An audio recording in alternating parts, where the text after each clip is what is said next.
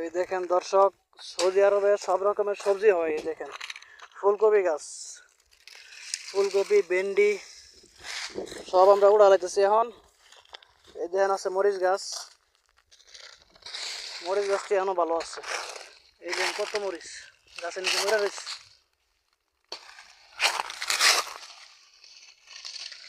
মরিচ খাওয়ার লোক নাই। আর ওই পাশে দেন পেঁয়াজ, পেঁয়াজ এখনো মরে রয়েছে। আর এই দেন কত বড় বড়।